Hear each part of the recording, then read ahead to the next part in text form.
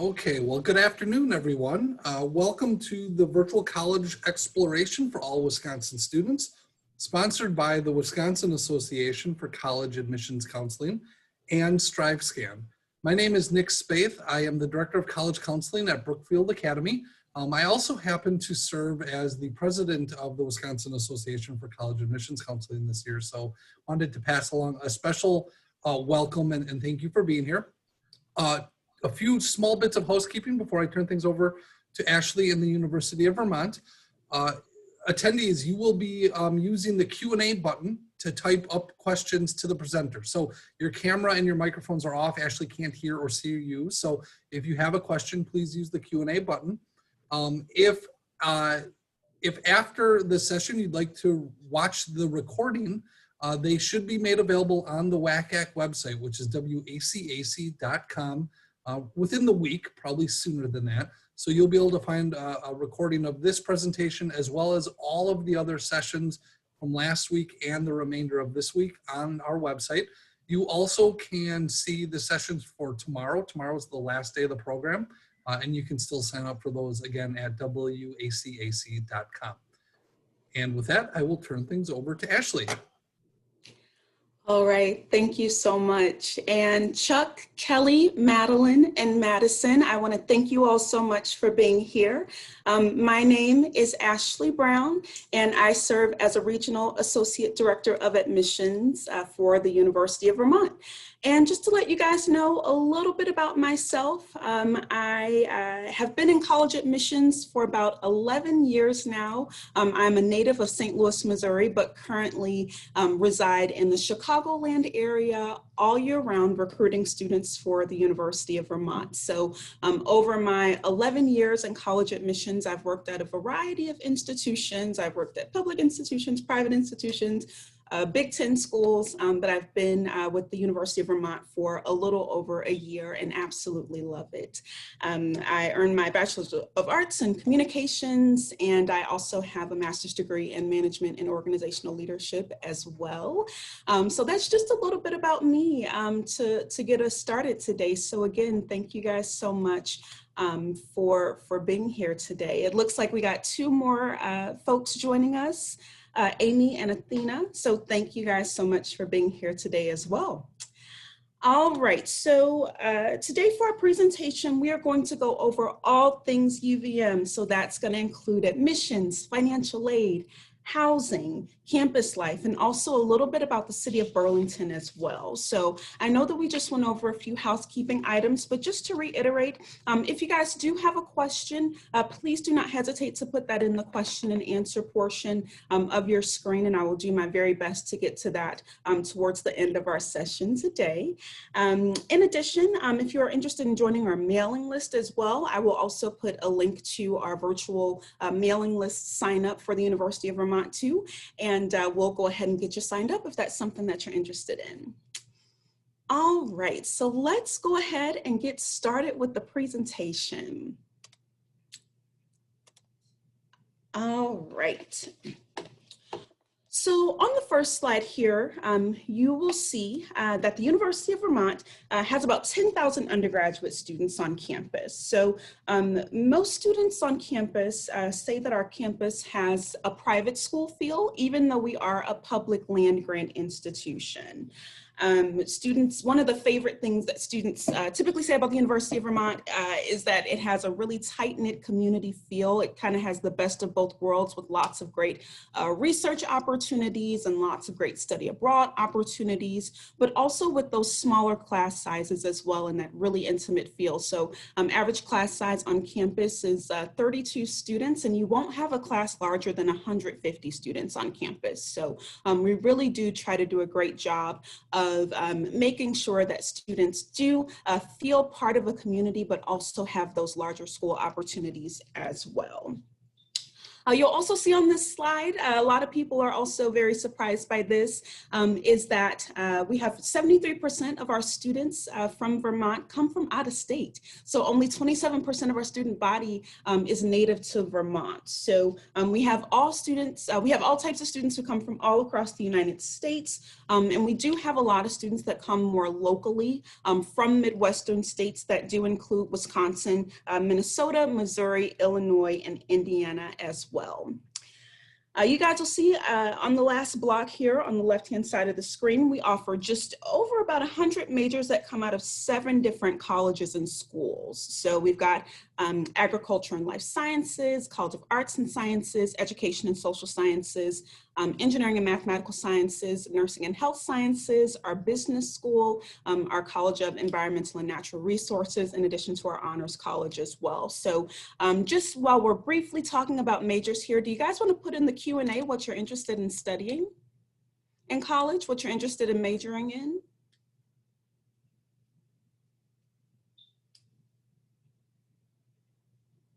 Don't be shy. All right, Kelly, you're interested in psychology. All right, perfect. Madison, pre-med, awesome. All right. Madeline, also interested in pre-med. Okay, great, great. Counselor working with arts students, especially theater, music, and musical theater. Awesome, that's really great, Amy. Very good, very good. All right, well, thanks so much for those answers, guys. Oh, Chuck. Oh, and Chuck is an independent education consultant. Welcome, Chuck. All right, very good, very good. So with that, thank you guys so much for sharing those answers. And, you know, I wanted to talk a little bit about some of our more popular majors. They include environmental studies and sciences, psychology, business, and the health sciences as well. So also know if you're undecided, that is totally okay too. We do have academic advisors on hand that will be on hand to assist you with choosing a major. So you don't have to declare a major until the end of your sophomore year, so you'll have plenty of time to decide what program is right for you. Another distinction about the University of Vermont is our faculty. Professors at UVM are world-class scientists and scholars who are driven to make new discoveries. They also love to teach, and at UVM, they get to do so through our faculty scholar model, which means that your professors will actually be your advisors.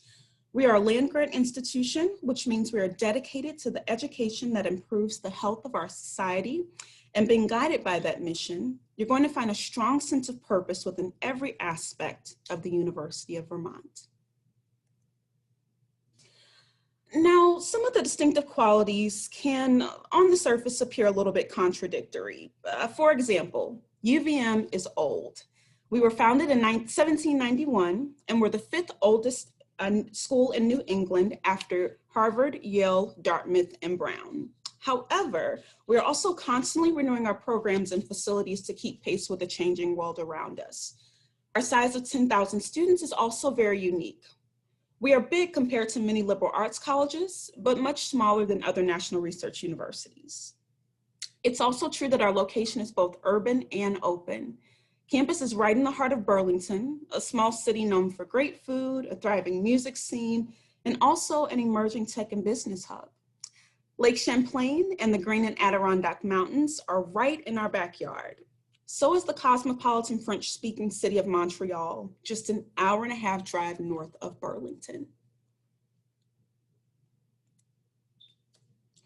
So as you all know, the college process is a big process. There are lots of decisions to be made throughout this process. So going to college is really a time to get out and spread your wings and experience new things, not only in the classroom, but outside of the classroom as well. So this photo here that you're seeing on the screen is a photo of our basketball team winning a game, and you can see our players are overjoyed, and our entire gymnasium, you know, is full of excitement there. So outside of the classroom, we have a lot that students can get involved in. So We have over 200 clubs and organizations. I like to say that we have something for everybody at the University of Vermont. So whether that be an environmental or sustainability club that you're interested in, or a cultural or religious affiliated organization, or a club sport, students really don't have trouble finding any extracurricular activities to get involved in. We also have Greek life on campus. About 8 to 10% of our student body is Greek. So about 8 to 10% of those 10,000 students are Greek. So we do have a relatively small presence for Greek life on our campus right now. So it's one of those things that if you want to participate in it, you definitely have the opportunity to. But if not, that's okay too, because there's so many other activities that you can get involved in. So the University of Vermont is also a Division I school, so lots of different athletics. We have 18 varsity teams in total, 8 men's teams and 10 women's teams. Some of our more popular men's teams include basketball and skiing, while some of our more popular women's teams include hockey, skiing, and basketball as well. So lots of fun things to do. Also, I'd like to point out this last bit here in the right-hand column about pure Vermont maple syrup. We do like to put maple syrup on everything. So if you come to Vermont, get ready for a lot of maple syrup. A maple syrup overload is what I like to say. So, all right. So learning by doing is also another hallmark of a UVM education. So our students participate in internships, research, service learning, and other experience that really puts knowledge to work and makes it come to life. So students find these opportunities through our Career Center, their professors, and their academic advisors. And you can see some of our internship opportunities there on the right-hand side of your screen. So we've had students intern at Amazon, Ben & Jerry's, Bose, MTV, Pfizer, the Nature Conservatory, Walt Disney, and this is only a very abbreviated list of where some of our students have gained some of that real-world experience.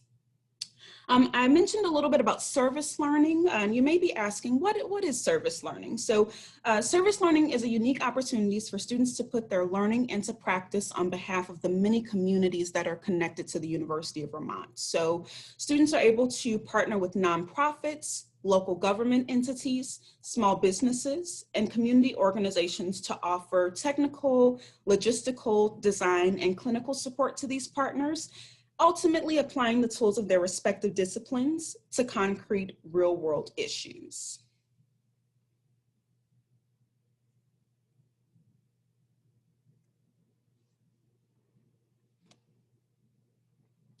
All right, and as I'm going along, guys, please don't hesitate to put those questions in the chat if you have them, okay? All right, so a little bit about our residential learning communities. Now, the resident experience is where you live while you're at UVM. So seeing as though that transition from high school to college is so big, we really put a lot of thought into the creation of our learning communities. So learning communities are essentially theme-based housing entities that bring students together around common interests, and they really create a feeling of a home away from home right off the bat. So you all will see that the titles and the names of these learning communities really don't have anything to do with academic disciplines. So they are really centered around what you are interested in outside of the classroom. Well, I'll say everyone except for the Honors College, because with the Honors College, you are getting a little bit more enrichment there. You're taking classes that are a little bit more difficult. You're getting a different academic experience within the Honors College, but you still are living in an honors dormitory with students and doing different things outside of the classroom within a shared interest with other Honors College students. But say, for example, let's see, so Kelly, you said you're interested in psychology. So if you declared psychology as a major and you come to UVM and you say, you know what, I'm really interested in in sustainability as well. You would definitely have your psychology degree that you'd be pursuing, but also you'd have the opportunity to learn all about sustainability by living with students who have that same interest, and also taking a 1 credit hour course within your first semester with those same students, learning more about sustainability and doing things within the UVM community, like community service projects and different things of that sort that help to kind of enrich your knowledge about sustainability. So I love living and learning communities. I think they're a fantastic addition to a student's overall college experience. And all students are required to live in a living and learning community. So what happens is once you complete the housing application, you will rank you'll rank in interest order, like, which one you want to be in first. So like if you like arts and creativity the best, like you'll put that as a 1. If you like cultural crossroads second, you'll put that as 2, and so forth and so on. So you'll rank them in order of preference. I think that was the word I was looking for. So 90% of students do get their first choice learning community. So our Housing and Residential Life Office does a really fantastic job of really placing students where they want to be. However, we also have a program called Trading Spaces. So say if you're in innovation and entrepreneurship and you change your mind and say, well, I want to be in the wellness environment, you do have an opportunity to essentially trade a space with another student, a few months after you've completed your housing application to be in the living and learning community that you want to be in. So a little bit earlier, I alluded to the fact that we do have 73% of our students who are from out of state, living and learning, and all students are worried about making friends, right? So that's one of the #1 questions that I get, well, I'm coming to this new place. I don't know much about, the community, or I don't know anybody else who's going to Vermont. Will I make friends? I guarantee you, living and learning communities are a fantastic way to do that, okay? All right, housing on campus is also just in really close proximity to the academic building. So I normally tell students that it takes about 15 minutes to walk from the very northern end of campus all the way to the very southern end. We don't have, we do have an inter-campus shuttle system that students are able to utilize, but most of the time you'll find students walking or biking or skateboarding to class because campus is so accessible. Lastly, about learning communities, our top 3 learning communities currently are outdoor experience, sustainability, and the wellness environment. All right. So let's talk a little bit about Burlington. If you guys could put in the Q&A, has anyone ever been to Burlington before?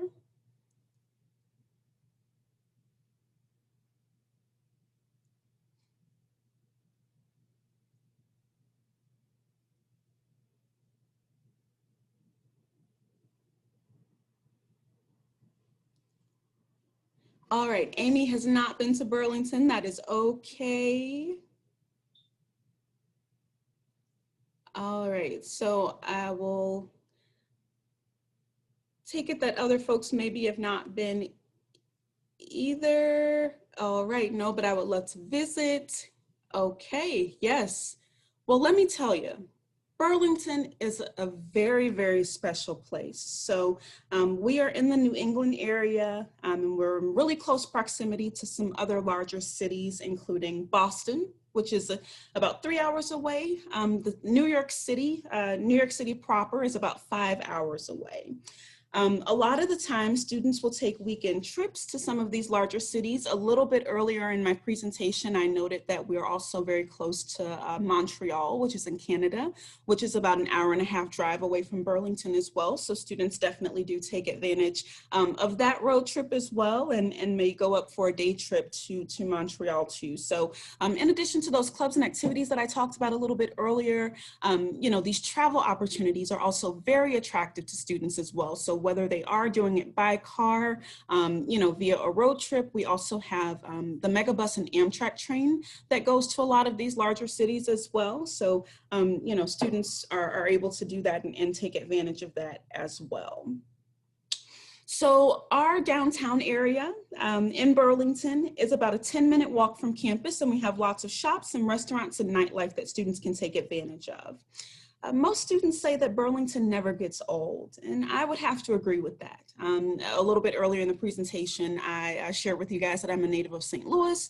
I've been kind of a Midwestern gal all my life, but when I first visited Burlington, I knew that there was something special about the city. It was like a city that I had never experienced before. So, you know, you hear a lot about college towns and, like, you know, students having the same things to do kind of over and over on the weekends, but you know, Burlington just doesn't have that feel. You know, this photo that's on the screen here it's of Church Street. So Church Street is kind of our main street in our downtown area, and it's lined with lots of shops and, like I said, nightlife and restaurants that students are able to take advantage of. So you can find students there on the weekends. We also have a flagship Ben & Jerry's ice cream shop on Church Street as well. If you ever visit Burlington, you must go. You have to go. It's a necessity. So a lot of students do have jobs, you know, on Church Street and at the Ben & Jerry's, and also Lake Champlain as well. You know, it's a beautiful body of water. It's right across the way from upstate New York. You know, the city of Burlington is framed with the Green and Adirondack Mountains as well. So it is just a very beautiful, picturesque place to experience. So I would agree with them in saying that Burlington, you know, the beauty of it and the feel of it never gets old. In Burlington, we do have all 4 seasons, and in my opinion, the summer and fall times are the best times to be in Burlington. But if you ski, it can definitely be a winter's paradise. So UVM has one of the largest ski and snowboard clubs at a university in the country. So as a member of that club, students get significantly discounted resort passes and transportation to and from the mountains every weekend during snow season. But if skiing is not your thing, no worries, because there's so many other things that you can participate in off campus. So all in all, guys, Burlington is a really big part of who we are. I would say that Burlington would not be the same without UVM, and UVM would not be the same without Burlington. The energy of campus feeds the town, and the town feeds that energy back to campus with great internships, a thriving music scene, world-class restaurants, coffee houses, miles of trails, parks, and beaches. And the very nice thing about all of this is that everything is very accessible, like I was saying earlier, you know, within a short walk, a bike ride, a skateboard, or a ski downhill. We've definitely seen students ski downhill from campus to downtown in the wintertime. So if that's your thing, you can totally do that as well. But if not, if you just want to take a walk, you know, to the downtown area, it's incredibly accessible. All right. So to summarize today, guys, UVM is a unique mix of a fully equipped land-grant institution that is old and new, big and small, where outstanding faculty love to teach, and where students from all over the world get experience towards finding success. And that's however you define success, and I think that's really important. So whether success means employment or graduate school or wherever your goals lead you, our students have strong outcomes, and you can see those numbers before you on your screen.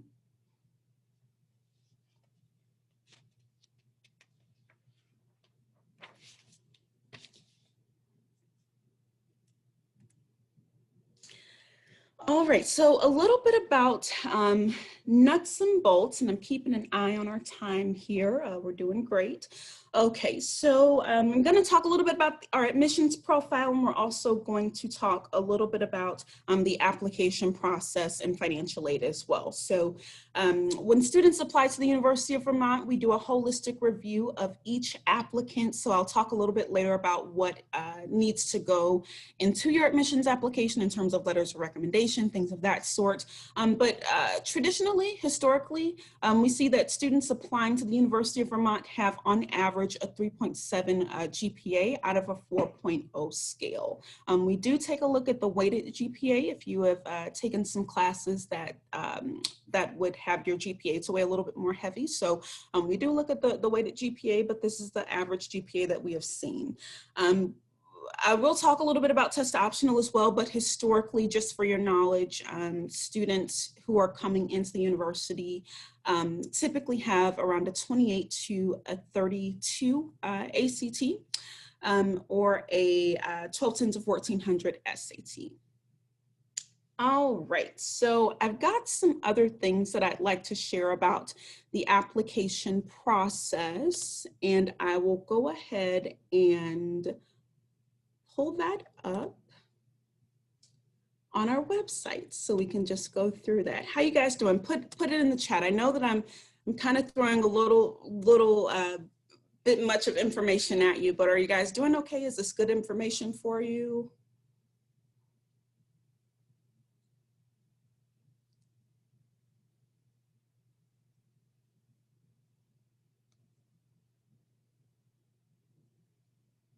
Okay. Perfect. All right. Okay, Amy, and I can go ahead and answer your question now. Does the student apply directly to the major or directly to the school? So students are actually going to be applying to that major when they complete the admissions application. So those majors are housed within a school, so you'll be able to declare actually a first and second choice major on the application. All right.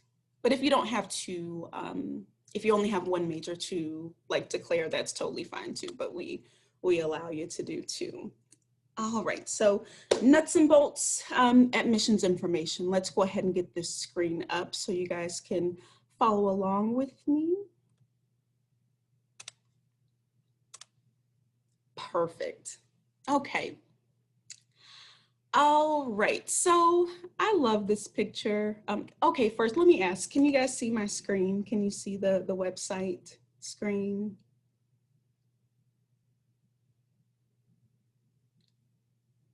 Okay, thanks so much guys. Madeline, Chuck, I appreciate it. Madison, thank you. Okay. All right, so a little bit about the admissions process, the application process. I love this picture.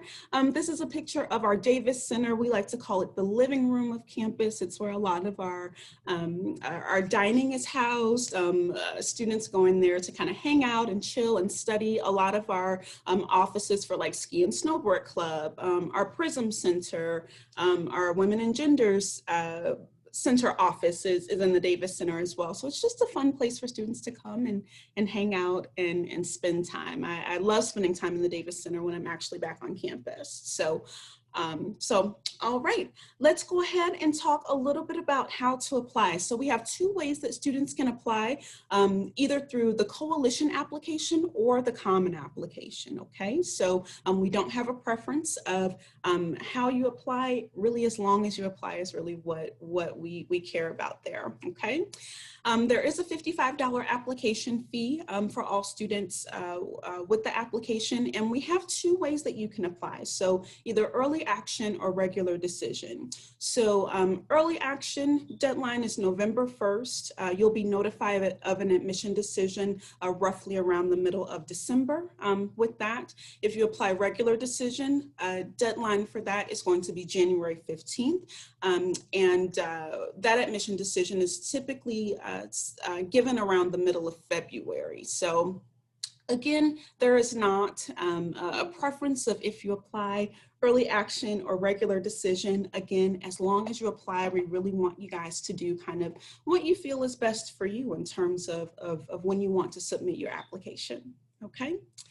All right, so in terms of our admission requirements, you'll see that we require 4 years of English, 3 years of math, 2 years of the same foreign language, 3 years of a natural or physical science, including a lab science, in addition to 3 years of social sciences. So we do have more specific requirements for some of our majors. So for example, our College of Business, we do like to see pre-calc at a minimum, but if you have calculus, we would definitely prefer to kind of see that.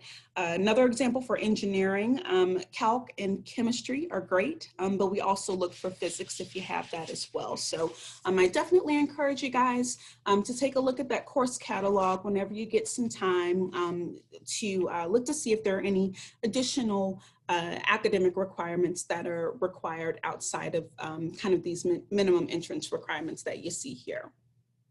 Okay.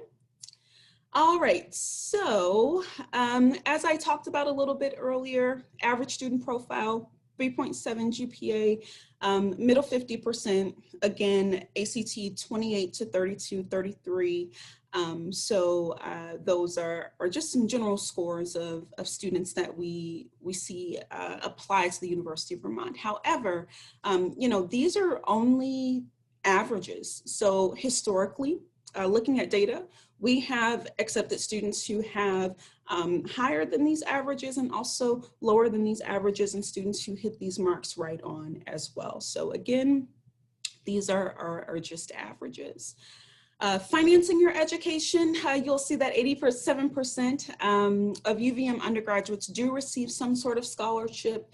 Our out-of-state student scholarships are going to range from $8,000 and go on upwards into $20,000. So historically, students who have been in that 3.7 GPA range in the 28 and above, ACT or SAT equivalent range have received some sort of merit-based scholarship. However, with us being test optional this year, our program and our kind of policy of how we're going to be reviewing students for scholarships is going to look a little bit different. So I would say that GPA requirement of that 3.7 will stay the same, but there'll probably be more factors that are going to be factored in terms of that merit-based scholarship and awarding of that aside from a test score. So the scholarship range is going to still be the same, $8,000 on upwards into $20,000 per year, okay?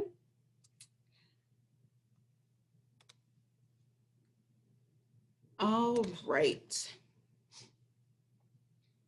So let's talk a little bit about the application requirements. A little bit earlier, I alluded to the fact that we are working off of a holistic review process. You know, once you apply via the common application or the coalition application, we'll just need your official high school transcript, your first quarter grades for you early action candidates, mid-year grades for everybody else, and one letter of recommendation as well. And I kind of want to hang on this point for a minute. We've had students who have sent in multiple letters of recommendation. We only require one. So whether you want to get that from a teacher or a coach or a community leader, someone who knows you very well, that is what I would suggest. You know, most of the time when students are sending in multiple letters of recommendation, they're saying like the exact same thing, like, oh, you know, Jennifer is wonderful and she is my best student in class. And, you know, I strongly support her candidacy for admission, you know. So if you have one letter, you know, that really speaks strongly to your character, to your work ethic, you know, that's definitely what we want to see. So please don't feel pressured to send in more than one, as it does not really enhance your chances of admission at the University of Vermont, okay? All right, a little bit about test optional. As I said earlier, we are test optional this year, so we will be reviewing students on a holistic basis and on an even level playing field, whether a student chooses to submit a test score or not, okay? So, you know, I know historically that the test score has been a very big piece of the admissions process, and I just want students, and I want you guys especially, to be rest assured that, you know, please don't feel pressured to, you know, try to send in a score or, you know, try to find a testing site, or, just try to, feel a certain way if you don't have a test score. Like we know what is happening and what is going on. And, all students, like I said, are going to be looked at on that even level playing field. So I don't want you guys to really feel anxiety about that. So like I said earlier, when I was talking about merit-based scholarships, there will be other factors that we're going to be looking at in your admissions application. So even with your transcript, like the types of classes that you've taken, your extracurricular activities, your personal statement that comes along with the application, your letter of recommendation. So we'll be taking all of that into account in order to make an admission decision. So even if you are wanting to be in a program like the honors program, all students are considered automatically for our honors program upon being upon application to the university. So there isn't a separate application that you have to complete. So we typically take about around the top 7 to 10% of applicants academically for the honors college. But still, even with that, like, since there are no test scores this year, students will still be looked at on an even level playing field. Even if some students have opted to send in a test score, like their application isn't going to kind of rise to the top because they've submitted a test score and another student has not. So just please rest assured, test optional. Do not feel pressured or feel, anxiety if you choose not to submit that score. Okay.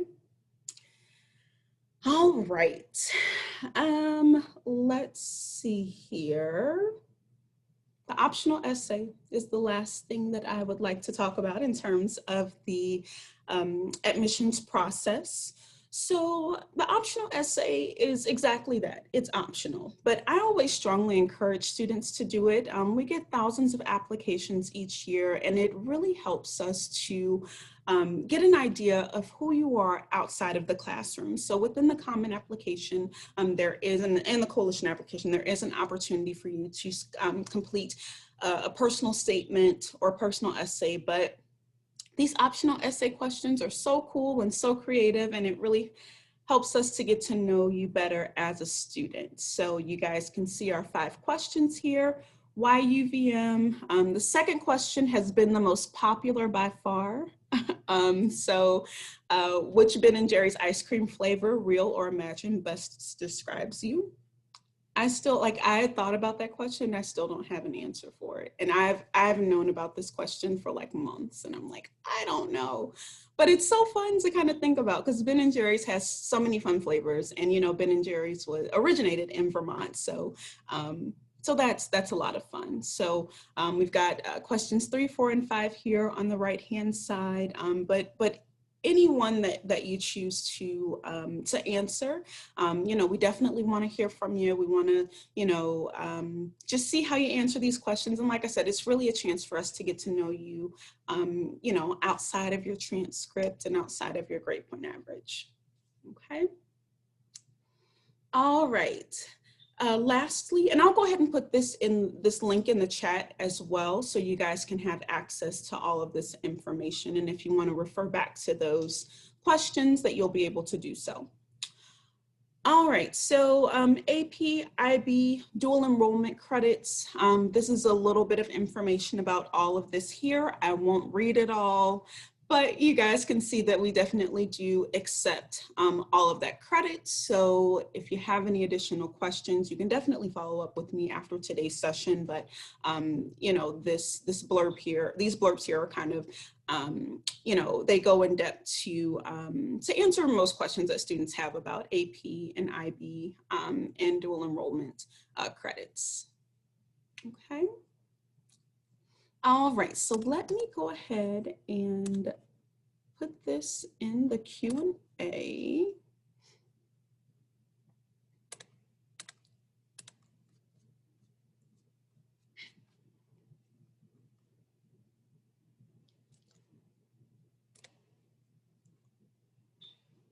Okay. All right, so let's see here. Okay, we've got 7 minutes for questions. So I see one from, let's see. Okay, I see one here from Amy. Are there other scholarships too, such as talent or arts? Do any UVM majors require students to take foreign language within their major curriculums? Can you talk about AP or IB credit? Awesome, thanks so much for that. So typically, the vast majority of our scholarships are going to be merit-based scholarships. There are some departmental scholarships, and forgive me, I cannot remember if our arts department offers any talent scholarships, but let me write that down so I can follow up with you after that, after today's session. I can also find out some amounts for you if we do talent scholarships. So yes, I apologize about that. I'm not 100% sure, but like I said, the vast majority of our scholarships are going to be merit-based. As far as the foreign language, there are some majors out of the College of Arts and Sciences, which is one of our largest, if not our largest college on our campus. So some of those majors in the College of Arts and Sciences, the majority of them do require you to take 1 or 2 years of foreign language, but the rest of our majors don't. So if you're like in business or the business school or health sciences or engineering and mathematical sciences, College of Education and Social Services, like you don't have to take foreign language. It's only within the College of Arts and Sciences. All right, and AP and IB credit, we talked a little bit about that just on the screen there, and I will go ahead and trying to see where I can drop this link. Okay, I'll get it to you guys. Okay, let's see. Do students live on campus all 4 years? If not, where do out-of-state students live? That's a great question. So students are required to live on campus for the first 2 years of their time at the University of Vermont. And then typically, if students are wanting to move off campus, we do have a lot of apartment rentals that are in very close proximity to campus, but we do have some students who opt to stay on campus into junior and senior year. We definitely do have the room for it. We have lots of different types of residence halls and things of that sort on campus. So we have room for freshman, sophomore, junior, and senior. But yeah, most students are definitely moving into apartment housing if they choose not to live on campus for junior and senior year. Okay, all right. Any other questions I can answer today?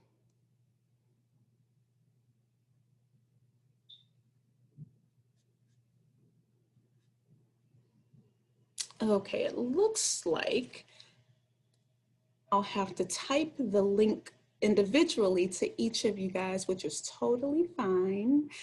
So I will go ahead and do that for the admissions link that I'd like to send to you. Virtual visit opportunities, yes, thank you. We have a couple of different virtual visit opportunities at this point in time. We have our virtual information sessions that take place Monday through Friday, and you can find those on our website as well. If you just do a Google search, type in UVM virtual visit, you'll be able to sign up for those. But those are typically about an hour long. You get an admissions presentation, and then you also get a live Q&A panel with students. That's a great way to learn more about the University of Vermont as well. And we're also in the process of like revamping a lot of things with our virtual visit options. So I'll go ahead and share my screen again very quickly as well for these opportunities. So you can take a virtual tour that's also being revamped, but that virtual tour is hosted by two tour guides who actually work in our office. So get an inside perspective from a current student, take a self-guided tour, and also you can set up a video chat with an admissions counselor, so someone like myself as well. So yes, a lot more of this, like within the next couple of weeks, guys, we'll get a lot more robust content. We're kind of in the process of moving like some of our summer programming over to fall programming. So within the next few weeks, we'll have a lot of that up. We plan to do like academic information sessions and things of that sort as well with faculty, and just lots of other cool things virtually for students. But for now, this is what we have. So again, if you do a Google search, UVM virtual visit options, it'll bring you to this page, and you can get started by taking some of these steps along your UVM journey. So, so yes, thank you for asking that. Yes, we've got one more minute, and I will talk a little bit about COVID. Surprisingly, right now, UVM is doing very well. We have continual testing of students, faculty, and staff. We do still have a number of staff who are working from home, so we've minimized kind of the contact on campus just through staff members and some of our faculty members as well. But, you know, we haven't had any outbreaks or anything like that on campus just yet. We do have some very strong contingency plans. You know, if that does happen, you know, we have places where students can quarantine. We also have a level 1 trauma center on campus as well. So if students or faculty or staff, you know, were to be affected by COVID, you know, we have a partnership with the hospital on campus to be able to help monitor students in that way as well. So things are going well so far. And, you know, I think we're all very pleased by that. So, you know, we're just trying to stay on top of being healthy and staying safe in all of our testing as well to keep our students as safe as possible, but to also just give them, try to, you know, give them the best UVM experience as possible in the middle of the pandemic. So. Awesome. Well, thank you so much, Ashley. We are out of time. On behalf of all of us, thank you for the great presentation about UVM. Attendees, thank you for joining us today. A few last bits of housekeeping. When I end the broadcast here in a second, there will be a very quick 4-question survey we'd ask you to complete. And then a reminder again that at wacac.com, you can find a recording of this session and all previous sessions, again, probably within the next few days, as well as a chance to sign up for any of the future sessions that runs through tomorrow evening. Thanks again and have a great evening, everyone. Thank you, everyone.